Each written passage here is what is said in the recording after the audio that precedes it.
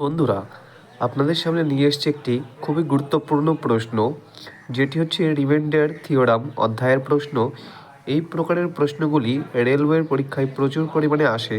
বর্তমানে অ্যাডভান্স অঙ্ক প্রচুর পরিমাণে দিচ্ছে, আর এটি এক প্রকারের অ্যাডভান্স অঙ্ক। তো এখানে জানতে চাওয়া হয়েছে 2 এর পাওয়ার 10,000-কে 7 দ্বারা ভাগ করলে ভাগফল কত হবে। তাহলে আমাদের 4টে অপশান দিয়েছে, সঠিক অপশানকে বেছে নিতে হবে। তাহলে আমরা এখন এটা সলভ করব। তো দেখুন, 2 এর পাওয়ার 10,000 সেটা আমরা সবার ফার্স্টে লিখে নিচ্ছি। 2 এর পাওয়ার 10,000, আর এটাকে আমরা ভাগ করবো কত দিয়ে? 7 দিয়ে। তো বন্ধু, এখানে যদি 2 এর পাওয়ার 10,000 না হয়ে শুধু 2 থাকতো আর ভাগ করতাম 7 দিয়ে, তাহলে এখানে আমরা একটা নিয়ম জানি যে যখন কাউকে ভাগ করা হয় সেখানে যদি ভাজক বড় হয় এবং ভাজ্য যেটি সেটি ছোট হয়, তাহলে ওই ভাজ্যটিই হয়ে যায় ভাগফল। কিন্তু এখানে 2 তো শুধু নেই, 2 এর পাওয়ার আছে 10,000। তাহলে আমরা কী করব? 2কে 7-এর কাছাকাছি নিয়ে যাওয়ার চেষ্টা করব, মানে 7-এর থেকে বড় করব একটু। কেমন করা যায়? তো 2কে 8 তৈরি করব। কীভাবে? আমরা জানি যে 2 এর কিউব করলে, 2 এর যদি কিউব করা যায় তাহলে সেটি কত হয়ে যায়? 8।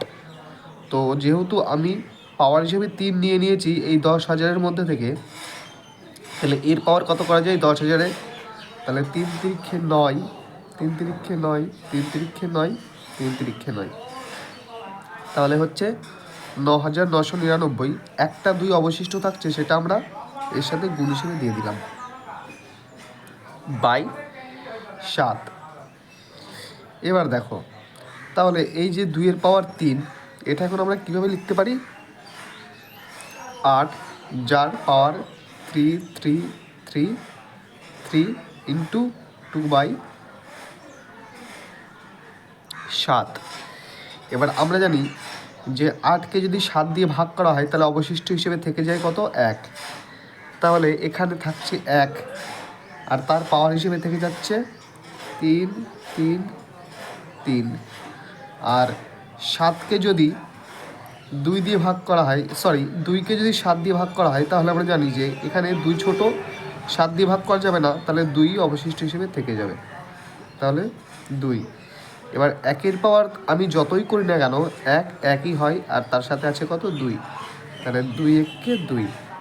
তাহলে আলটিমেট আমাদের কাছে রিমাইন্ডার পড়ে থাকছে বা অবশিষ্ট পড়ে থাকছে 2। তাই এই প্রশ্নের উত্তর হয়ে যাবে অপশান বি, যেটি হচ্ছে এই প্রশ্নের সঠিক উত্তর। আশা করি বুঝতে পারলাম।